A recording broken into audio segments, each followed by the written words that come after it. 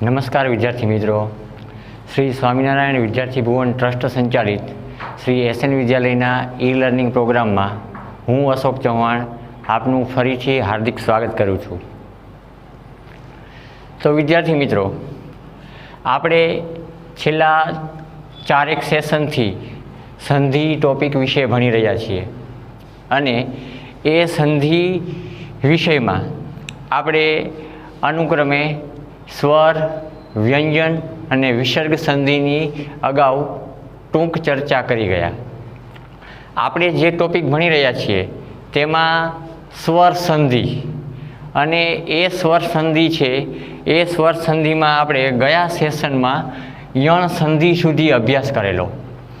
યણ સંધિ એટલે કે તેમાં ઈ વર્ગના જે સ્વર છે તેની સાથે અ વર્ગના સંયુક્તાક્ષર ભળતા જે સંધિ બને છે તે યણ સંધિમાં આપણે ઈ વર્ગના સ્વરના ઉદાહરણ જોઈ ગયા.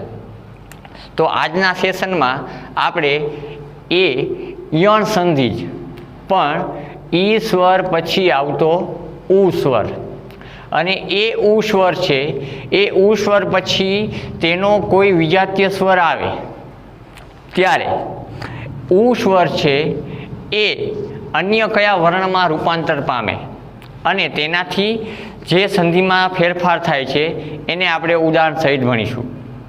તો સૌપ્રથમ જણાવી દઉં તમને કે ઉ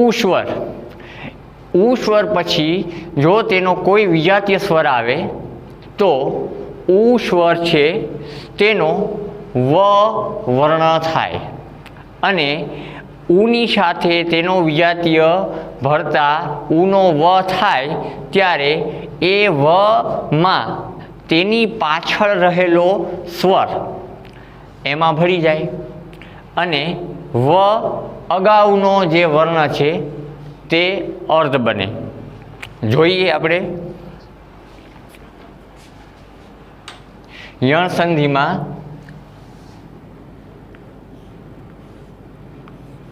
ઉ પછી ઉમાં હ્રસ્વ ઉ હોય કે દીર્ઘ ઉ હોય પણ આ ઉ સ્વર પછી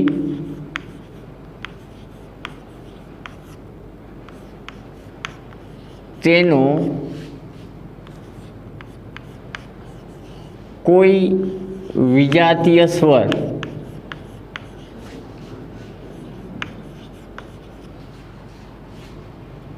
આવે ત્યારે ઉ સ્વરનો વ થાય. ઉ સ્વર પછી તેનો કોઈ વિજાતીય સ્વર આવે ત્યારે ઉ સ્વરનો વ થાય અને પાછળનો સ્વર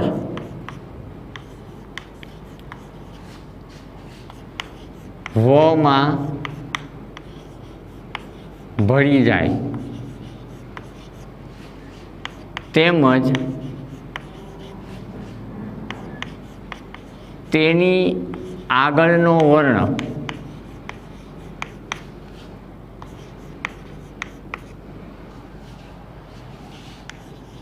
અર્ધ બને. હવે આપણે અગાઉ જોઈ ગયા તેમ જેમ ઈશ્વર છે એ ઈશ્વરની સાથે તેનો કોઈ વિજાતીય સ્વર ભળે ત્યારે ઈશ્વર છે એનો ય થાય અને પાછળનો વર્ણ તેમાં ભળી જાય. એવી રીતે ઉ સ્વર પછી તેનો કોઈ પણ વિજાતીય સ્વર આવે તો ઉનો વ થાય અને પાછળનો વર્ણ તે વમાં ભળી જાય અને આગળનો વર્ણ છે તે અર્ધ બને. તો આપણે જોઈએ એના ઉદાહરણ.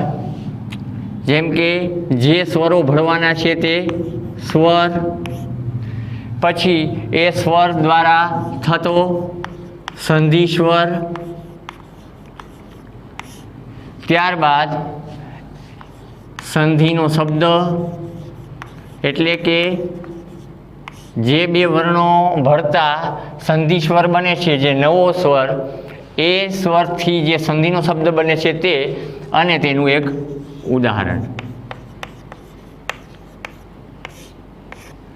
સૌ પ્રથમ આપણે ઉદાહરણ તરીકે જોઈએ તો ઉ વર્ણ છે એમાં અ વર્ણ ભળે, એટલે કે વ્યાખ્યા સાથે આપણે આ નિયમને સરખાવીએ તો ઉ વર્ણ છે એટલે કે ઉ સ્વર છે તેના પછી તેનો કોઈ વિજાતીય સ્વર આવે, એટલે કે ઉનો વિજાતીય અ છે ત્યારે ઉ સ્વરનો વ થાય, એટલે કે ઉની સાથે તેનો વિજાતીય ભળતા ઉનો વ થાય.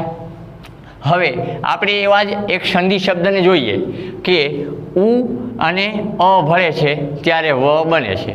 તો ઉદાહરણ જોઈએ સંધિ શબ્દનું તો સ્વચ્છ. હવે અહીં આપવામાં આવેલો શબ્દ છે એ શબ્દને આપણે એવી રીતે છૂટો પાડવાનો છે કે પ્રથમ શબ્દ છે એ શબ્દના અંતે ઉ આવતો હોય અને બીજો શબ્દ છે એની શરૂઆતમાં અ આવતો હોય, અને આ સંધિને આપણે ઉચ્ચારણની સાથે સરખાવીએ ત્યારે આ નિયમનો તાળો અવશ્ય મળવો જોઈએ. તો અહીંયા સંધિ શબ્દ છે સ્વચ્છ. હવે સ્વચ્છ શબ્દને આપણે એવા બે ભાગમાં વહેંચવાનો છે, એટલે કે આ નિયમ સાથે સરખાવવાનો છે કે જેથી કરીને આ સંધિનો તાળો મળે. તો સ્વચ્છ શબ્દને આપણે જ્યારે વિભાજિત કરીશું ત્યારે સુ એટલે કે સ વર્ણમાં ભરેલો ઉ અને ત્યારબાદ અચ્છ. આમ સ વર્ણમાં ભરેલો ઉ અને ત્યારબાદ બીજા શબ્દની શરૂઆતમાં આવતો અ. આમ અહીંયા ઉ છે એ ઉની સાથે એનો વિજાતીય અ આવેલો જ છે, એટલે અ છે ઉ છે એનો વ આપણે કર્યો, ઉનો આપણે અહીંયા વ કર્યો. પાછળ અ સ્વર છે માટે એ અ સ્વર વમાં ભળતા એનો ઉચ્ચાર પણ વ જ રહેશે, અને આગળનો વર્ણ અર્ધ બને, એટલે કે સ છે એ અર્ધ બની જાય છે. આમ આ સંધિના નિયમ સાથે આ શબ્દને આપણે સરખાવીએ તો નિયમનો તાળો મળતો હોય એવું આપણને ચોક્કસ સમજાય છે. ત્યારબાદ બીજા ઉદાહરણને જોઈએ તો ઉ સ્વર છે એની સાથે આપણે આ સ્વરને ભેળવીએ તો ઉની સાથે એના વિજાતીય સ્વર જ્યારે જોડાય ત્યારે ઉનો વ થાય છે એની આપણને ખબર જ છે. તો ઉની સાથે એનો વિજાતીય વ ભળે છે એટલે અ ભળે છે એટલે ઉનો વ થયો.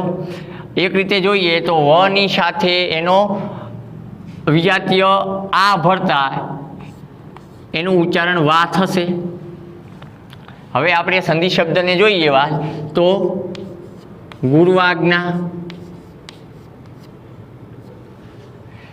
આ શબ્દને આપણે વિભાજિત કરીએ તો ગુરુ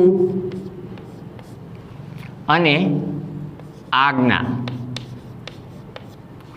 આમ શબ્દની સંધિ આપણે જ્યારે છૂટી પાડીએ છીએ ત્યારે સંધિના આ નિયમ પ્રમાણે અને સંધિ સ્વર પ્રમાણે આ શબ્દ છૂટો પડે છે. જેમ કે પ્રથમ શબ્દના અંતે ઉ આવ્યો, બીજા શબ્દની શરૂઆતમાં આ આવ્યો.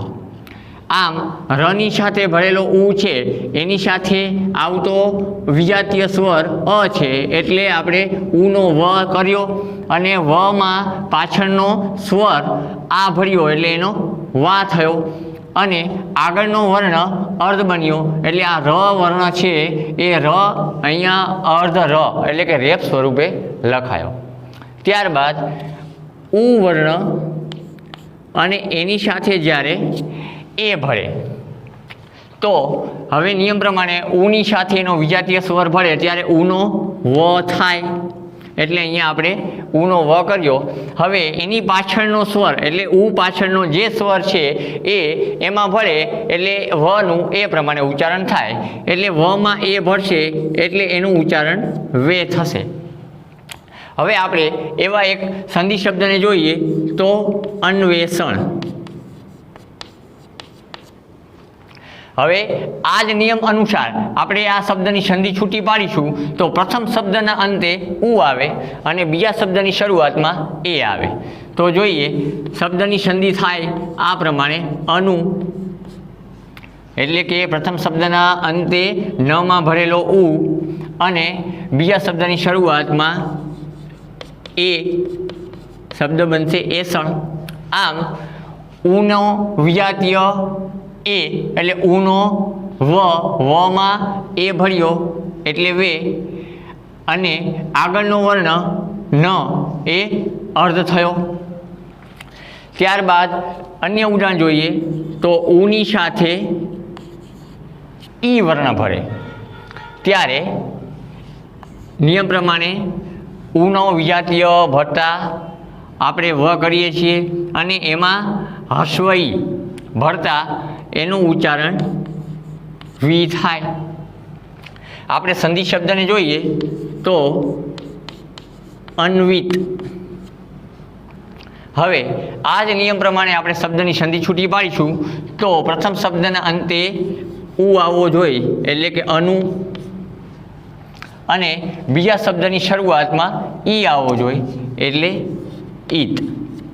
હવે આ શબ્દની સંધિ સાથે આ સ્વરોનો તાળો મેળવીએ તો આપણને ખ્યાલ આવશે કે નમાં ઉ ભરેલો છે એટલે ઉ, એની સાથેનો વિજાતીય આવ્યો ઈ એટલે ઉનો આપણે કર્યો વ, પાછળનો વર્ણ એટલે કે સ્વર ઈ છે એ વમાં ભરી જાય એટલે થશે વી અને આગળનો વર્ણ એટલે કે ન એ અર્ધ બનશે. આમ સંધિનો તાળો નિયમ સાથે મળે છે.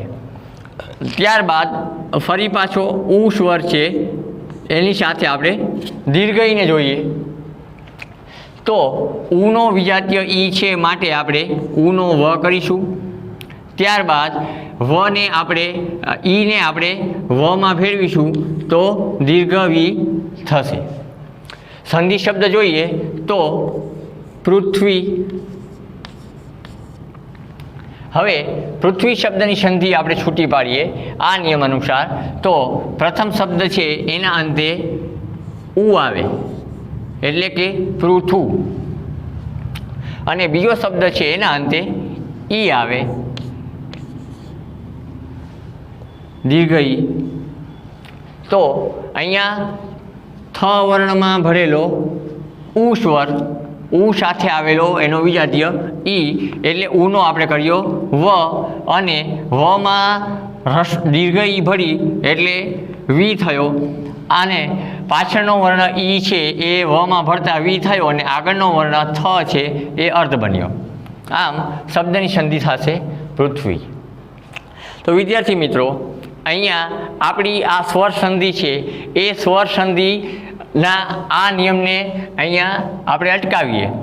હવે આટલા ઉદાહરણ બાદ આપણે આગળની સંધિ એટલે કે યણ સંધિ અહીંયા પૂર્ણ થાય છે. યણ સંધિ પછી સંસ્કૃતની પરંપરા પ્રમાણે જે સંધિ આવે છે એ સંધિને અયાદી સંધિ તરીકે ઓળખવામાં આવે છે. તો આપણે અયાદી સંધિને જોઈએ.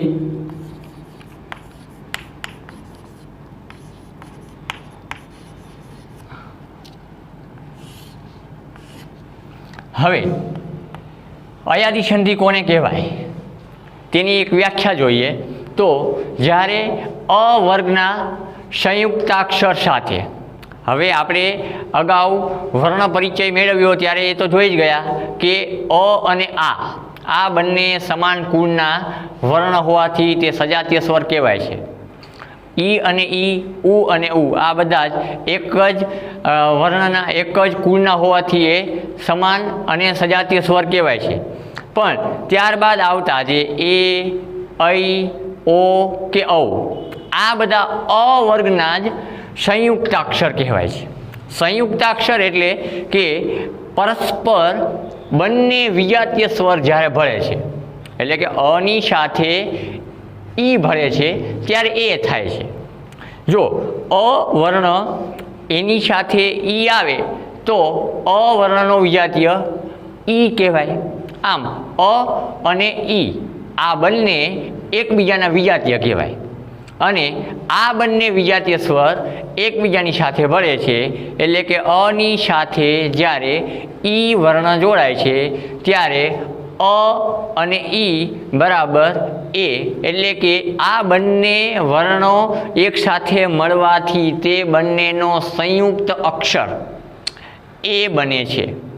હવે આપણે અયાદી સંધિમાં આવા સંયુક્તાક્ષરની સાથે જે સ્વર ભળે છે અને ત્યારે સંધિમાં જે ફેરફાર થાય છે તેવી સંધિ એટલે કે અયાદી સંધિ આપણે ભણવાની છે.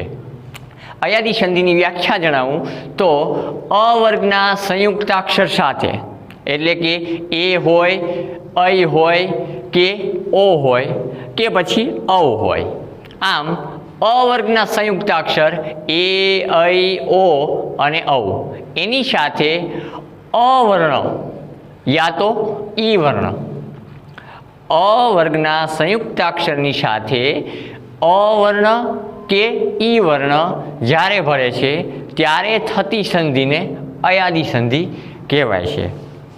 જોઈએ એની વ્યાખ્યા અહીંયા લખી બતાવું. અ વર્ગના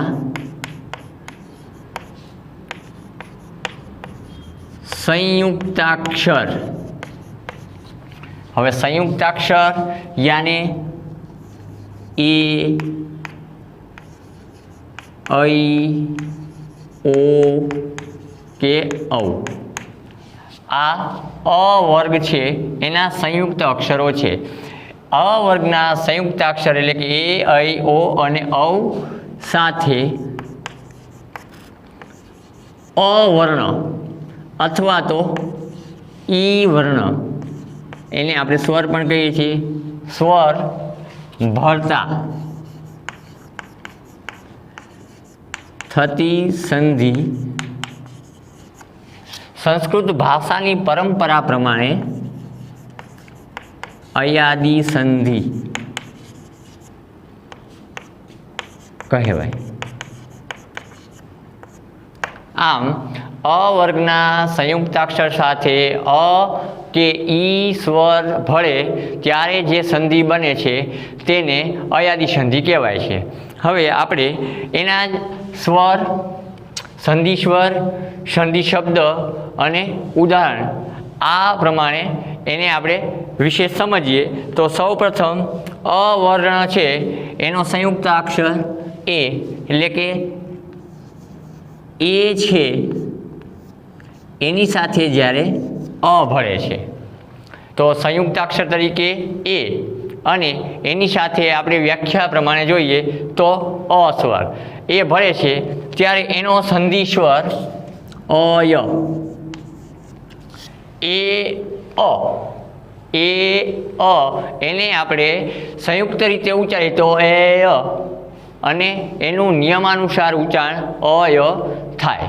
હવે તેના જ આપણે સંધિ શબ્દને જોઈએ તો સયન.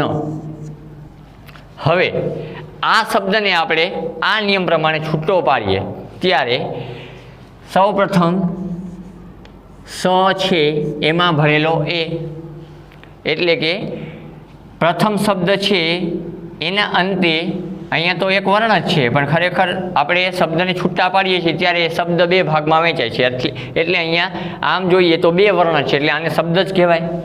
આમ સની સાથે ભરેલો એ અને પાછળનો શબ્દ છે એ અ થી શરૂ થાય, અન, એટલે કે એ વર્ણ, સની સાથે ભરેલો એ વર્ણ અને પાછળ આવતો અવર્ણ. આમ એ અને અ ભળે ત્યારે નિયમાનુસાર એનું ઉચ્ચારણ સંધિના નિયમાનુસાર સંધિ શબ્દ થતી વખતે એને અય લખાય. માટે શયન શબ્દ છે એને જ્યારે છૂટો પાડીએ ત્યારે સે અને અન એવો શબ્દ બને. ત્યારબાદ આપણે એ પછી આવતો સંયુક્ત અક્ષર એટલે કે ઐ.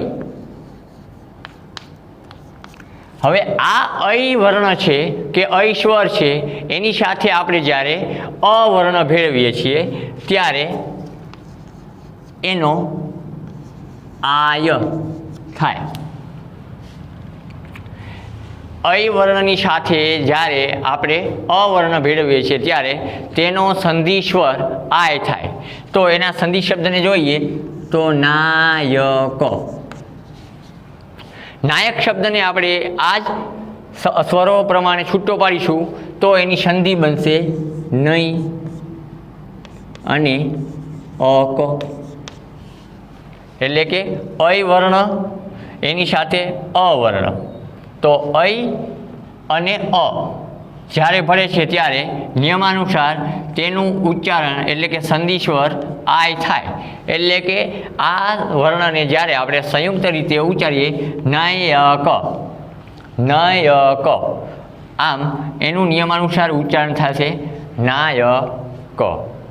ત્યારબાદ આપણે ઓ વર્ણ છે એ ઓ વર્ણમાં જ્યારે અવર્ણ ભળે એ પછી અય ત્યારબાદ ઓ.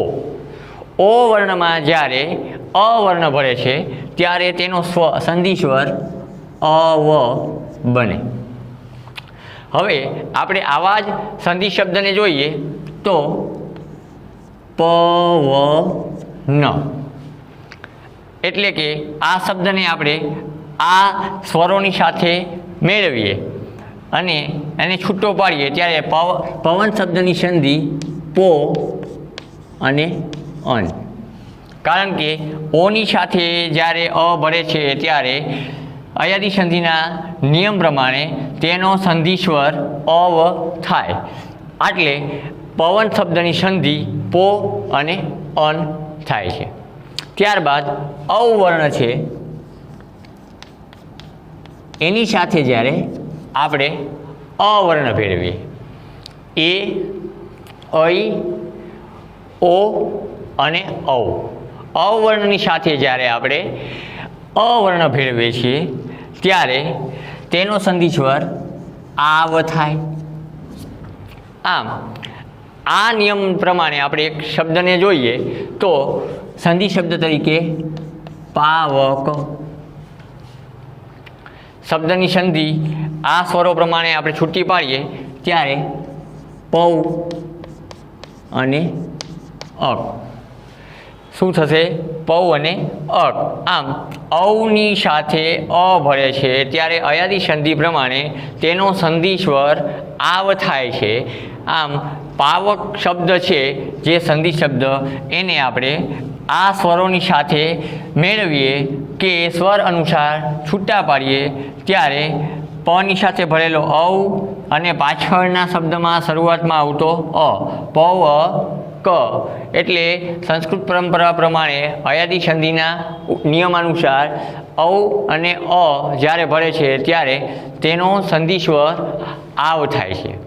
અને ત્યારબાદ અવર્ણ છે એ અવર્ણની સાથે આપણે ઈ વર્ણ ભેળવીએ. એટલે કે અવર્ણનો સંયુક્ત અક્ષર ઔ અને એની સાથે આપણે મેળવીએ છીએ ઈ સ્વરને ત્યારે પણ એનો સંધિ સ્વર ઉપર પ્રમાણે આવ જ થાય છે. અવર્ણની સાથે ઈ વર્ણ ભળતા તેનો સંધિ સ્વર પણ આવ જ થાય છે. એવા જ આપણે એક ઉદાહરણને જોઈએ તો નાવિક.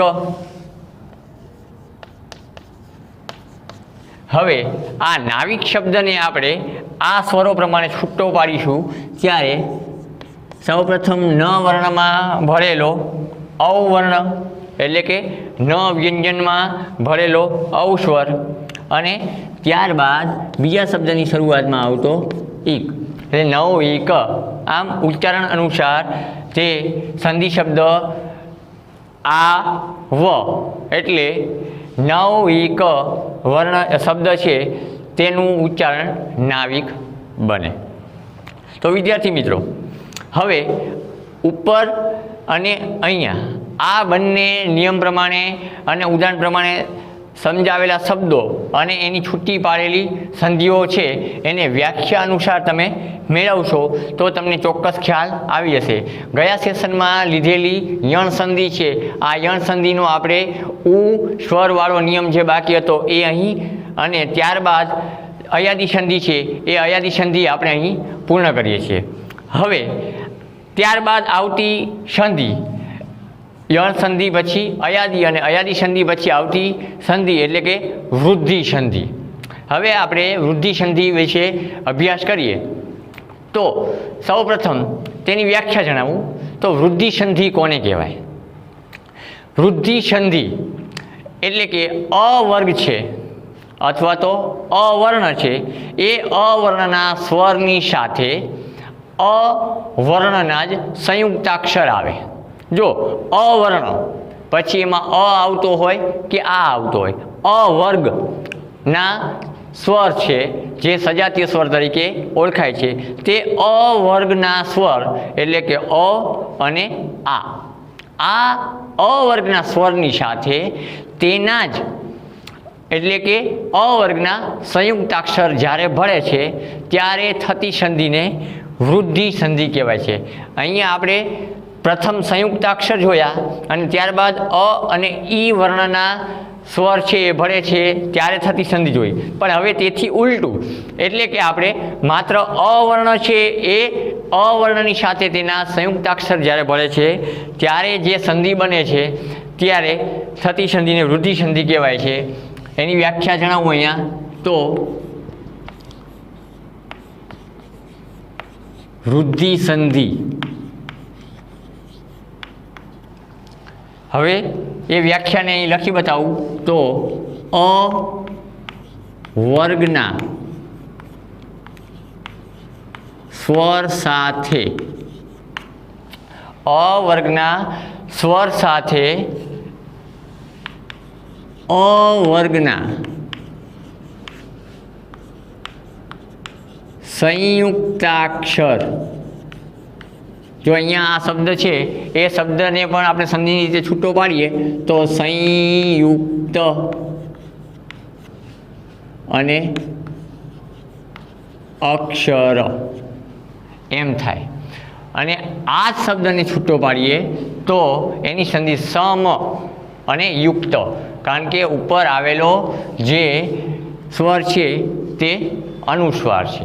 આમ સંયુક્તાક્ષર જે આપણે અગાઉ જોયા એ, ઐ, ઓ અને ઔ, પણ અહીંયા આ ઉદાહરણોથી વિપરીત એટલે કે ઉલટું કે અ સ્વર છે એ અના હ્રસ્વ અ કે દીર્ઘ અ અને એની સાથે એના જ્યારે સંયુક્તાક્ષર ભળે છે ત્યારે અવર્ગના સંયુક્તાક્ષર ભળતા થતી સંધિને વૃદ્ધિ સંધિ કહેવાય. હવે એના આપણે ઉદાહરણ જોઈએ તો આ જ પ્રમાણે સ્વર, સંધિ સ્વર, સંધિનો શબ્દ અને ઉદાહરણ. અવર્ગના સ્વર સાથે અવર્ગના સંયુક્તાક્ષર ભળતા થતી સંધિને વૃદ્ધિ સંધિ કહે છે. તો સૌપ્રથમ આપણે જોઈએ તો અવર્ણ છે એ અવર્ણની સાથે જ્યારે તેનો સંયુક્ત અક્ષર એટલે કે એ, અની સાથે જ્યારે એ ભળે છે ત્યારે તેનો સંધિ સ્વર ઐ બને છે. જો અહીંયા અ અને ઈ જ્યારે ભળે છે ને ત્યારે એનો સંયુક્ત અક્ષર એ બને છે. આમ જોઈએ તો એને વૃદ્ધિ સંધિ એટલા માટે જ કહેવાય છે કારણ કે અ અને ઈ, આ અ અને ઈનો સંયુક્ત અક્ષર બને છે એ. એટલે કે એક સાથે આમ જોઈએ તો ત્રણ વર્ણો છે એ સંયુક્ત રીતે જોડાય છે, માટે આ સંધિને વૃદ્ધિ સંધિ તરીકે ઓળખવામાં આવે છે. આમ અની સાથે જ્યારે એ ભળે છે ત્યારે ઐ સંધિ સ્વર બને છે. હવે સંધિ શબ્દમાં આપણે જોઈએ તો વિશ્વેકતા. વિશ્વેકતા આ નિયમ પ્રમાણે આપણે શબ્દને છૂટો પાડીએ તો વિશ્વ અને એકતા. વિશ્વ અને એકતા. આમ પ્રથમ શબ્દના અંતે અ વની સાથે ભરેલો અ અને બીજા શબ્દની શરૂઆતમાં એ. આમ અ અને એ ભળે છે ત્યારે અય થાય છે, માટે અ અને એ એટલે અય, તો વ વર્ણ છે એમાં અય વર્ણ ભળી જાય એટલે સંધિ શબ્દ વિશ્વ એકતા બને. આવી રીતે જોઈએ તો અ પછી આવે છે આ. જો અહીંયા અ વર્ણનો હ્રસ્વ છે અને આ દીર્ઘ છે. અની સાથે એ આવે એ જ પ્રમાણે આની સાથે જ્યારે એ આવે ત્યારે પણ તેનો સંધિ સ્વર અય થાય. તો આવા જ એક ઉદાહરણને જોઈએ તો સંધિ શબ્દમાં સદૈવ. તો હવે તમને ખ્યાલ આવી જ ગયો હશે કે આપણે આ શબ્દને આ જ નિયમ પ્રમાણે છૂટો પાડીએ તો પ્રથમ શબ્દના અંતે આ આવે અને બીજા શબ્દની શરૂઆતમાં એ આવે, એટલે કે આ અને એ બરાબર અય થાય. એ અય દ વર્ણમાં ભળી જાય એટલે અહીંયા દય થાય, માટે સદા પ્લસ એવ બરાબર સદૈવ થાય. હવે આપણે ફરી પાછો અ વર્ણને જોઈએ, પણ અ વર્ણની સાથે એ, આ વર્ણની સાથે એ. હવે તો આપણે અ વર્ણની સાથે જ અય વર્ણને ભેળવવાનો છે. અની સાથે એ ભળે છે ત્યારે અય થાય છે. હવે અ વર્ણની સાથે જ આપણે અય વર્ણને ભેળવવાનો છે, ત્યારે આપણે એના સંધિ સ્વર તરીકે જોઈએ તો એ પણ અય થાય. અની સાથે જ્યારે અય ભળે છે ત્યારે પણ અય જ થાય. એવા જ સંધિ શબ્દને જોઈએ તો મતૈક્ય. આ શબ્દની સંધિ નિયમ પ્રમાણે છૂટી પાડીએ તો મત અને ઐક્ય. અહીંયા પ્રથમ શબ્દ છે મત, તો અહીંયા આવતો અંતે વર્ણ આવતો અ અને બીજા શબ્દની શરૂઆતમાં ઐ, એટલે કે અ અને ઐ ભળે છે ત્યારે એનો સંધિ સ્વર ઐ જ બને છે અને એ સ્વર છે ત વર્ણમાં જોડાય છે એટલે તય થાય છે. આમ સંધિ શબ્દ મતૈક્ય થાય. ત્યારબાદ આપણે ઉપર પ્રમાણે ચાલીએ તો આ અને આ. હવે અહીંયા અની સાથે આની સાથે અની સાથે અય, તો આની સાથે પણ અય. તો આની સાથે જ્યારે અય સંયુક્તાક્ષર ભળે છે ત્યારે પણ તેનો સંધિ સ્વર અય બને છે. તો એવા જ સંધિ શબ્દને જોઈએ તો મહેશ્વર્ય. હવે આ શબ્દને આ સ્વર પ્રમાણે છૂટો પાડીએ તો શબ્દનું વિભાજન થશે. મહા પ્રથમ શબ્દના અંતે આ હમાં ભરેલો અને ત્યારબાદ બીજા શબ્દની શરૂઆતમાં ઐશ્વર્ય, એટલે કે આ અને અય બરાબર અય. એ અય વર્ણ છે એ હ વર્ણમાં ભળે છે એટલે મહેશ્વર્ય વર્ણ બને.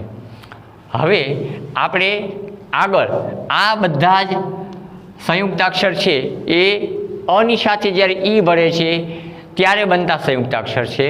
હવે અની સાથે ઉ ભળે ત્યારે જે વર્ણ બને છે એ ઓ બને છે, એટલે કે અની સાથે જ્યારે ઓ ભળે, અની સાથે ઉ બરાબર ઓ. આમ ત્રણ વર્ણ ભળે છે, માટે એક સાથે ત્રણ વર્ણોનું સંયુક્તિકરણ થાય છે ત્યારે એની વૃદ્ધિ થાય છે, માટે આ વૃદ્ધિ સંધિ કહેવાય છે. આ ચાર ઉદાહરણ બાદ હવે આ ચાર ઉદાહરણમાં આપણે સંયુક્તાક્ષર તરીકે જે જોયા એ અય, એ અની સાથે ઈ ભળતા થતા સંયુક્તાક્ષર છે. હવે અની સાથે જ્યારે ઉ વર્ણ ભળે છે ત્યારે જે સંયુક્તાક્ષર બને છે તે ઓ. તો અ વર્ણમાં જ્યારે ઓ વર્ણ ભળે છે ત્યારે તેનો સંધિ સ્વર ઔ થાય. અમાં જ્યારે ઓ ભળે છે ત્યારે તેનો સંધિ સ્વર ઔ થાય. એવા સંધિ શબ્દને આપણે જોઈએ તો ઉષ્ણ ઉદન, એટલે કે શબ્દને જ્યારે આપણે સંધિ પ્રમાણે છૂટો પાડીશું ત્યારે ઉષ્ણ અને ઓદન. ઉષ્ણમાં અંતે આવતો અ અને બીજા શબ્દની શરૂઆતમાં આવતો ઓ. આમ અ અને ઓ બરાબર ઔ થાય છે. એ ઔ છે એ હણમાં ભળે છે, માટે સંધિ શબ્દ હણૌ ઉષ્ણ ઉદન થાય છે. હવે અ વર્ણ પછી આ વર્ણ અને આ વર્ણમાં જ્યારે ઓ વર્ણ ભળે છે ત્યારે પણ ઔ થાય છે. આપણે ઉપર પ્રમાણે જ આ ક્રમ પ્રમાણે બધા જ ઉદાહરણો જોતા જઈએ છીએ. આ વર્ણમાં જ્યારે ઓ ભળે છે ત્યારે ઔ થાય છે. એવા શબ્દને જોઈએ તો મહોજસ્વી,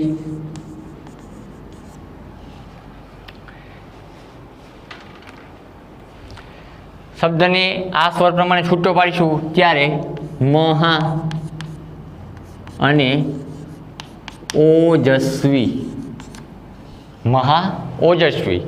પ્રથમ શબ્દમાં અંતે હ વર્ણમાં ભરેલો આ અને બીજા શબ્દની શરૂઆતમાં આવતો ઓ, આમ આ અને ઓ જ્યારે ભળે છે ત્યારે ઔ બને છે. આ ઔ વર્ણ છે એ હ વર્ણમાં ભળે છે એટલે હૌ થાય છે. એટલે મહા અને ઓજસ્વી શબ્દ જ્યારે જોડાય છે ત્યારે મહોજસ્વી બને છે. હવે આપણે અવર્ણ ફરી પણ અહીંયા અવર્ણમાં આપણે અને આ વર્ણમાં આપણે ઓ વર્ણને જોડ્યો. હવે આ જોડાતા અ અને ઓ, આ અને ઓ જોડાતા ઔ બને છે. તેને જ આપણે જોડીએ. અની સાથે જ્યારે ઔ જોડાય છે ત્યારે પણ તેનો સંધિ સ્વર ઔ બને છે. અની સાથે જ્યારે ઔ જોડાય ત્યારે પણ તેનો સંધિ સ્વર ઔ બને. તો એવા જ એક ઉદાહરણને જોઈએ તો પરમૌષધ. શબ્દને છૂટો પાડીએ ત્યારે પરમ અને ઔષધ, એટલે કે પ્રથમ શબ્દના અંતે આવતો અ અને બીજા શબ્દની શરૂઆતમાં આવતો ઔ. આમ અ અને ઔ સંધિ સ્વર થાય ઔ અને એ ઔ છે મમાં ભળે એટલે મૌ. આમ પરમ અને ઔષધ શબ્દને જ્યારે સંયુક્ત રીતે જોડીએ ત્યારે પરમ ઔષધ થાય. અને છેલ્લું ઉદાહરણ એટલે કે આની સાથે ફરી પાછા આપણે ઔ વર્ણને જ જોડીશું ત્યારે પણ એનો સંધિ સ્વર થશે ઔ. તો આવા જ એક ઉદાહરણને જોઈએ વિદ્યોત્સુક્ય. વિદ્યોત્સુક્ય. હવે આ જ શબ્દને આપણે આ નિયમ પ્રમાણે છૂટો પાડીએ ત્યારે આ અને ઔ જ્યારે ભળે છે ત્યારે ઔ થાય છે. તો શબ્દને જ્યારે આપણે છૂટો પાડીએ ત્યારે પ્રથમ શબ્દના અંતે વિદ્યા, પ્રથમ શબ્દના અંતે ધ વર્ણમાં ભરેલો આ વર્ણ વિદ્યા અને બીજા શબ્દની શરૂઆતમાં ઔત્સુક્ય. આમ આ અને ઔ ભળતા ઔ થાય. તો આ અને ઔ જ્યારે સંયુક્ત રીતે જોડાય છે ત્યારે એ ઔ છે એ ધમાં જોડાતા ધૌ થાય એટલે સંધિ શબ્દ વિદ્યોત્સુક્ય બને. તો વિદ્યાર્થી મિત્રો, આજના સેશનમાં બસ આટલું જ. અને અહીંયા આપણી સ્વર સંધિ પૂર્ણ થાય છે. હવેના સેશનમાં આપણે વ્યંજન સંધિ એટલે શું, વ્યંજન સંધિ કોને કહેવાય તેને આપણે વિગતવાર સમજીશું. નમસ્કાર.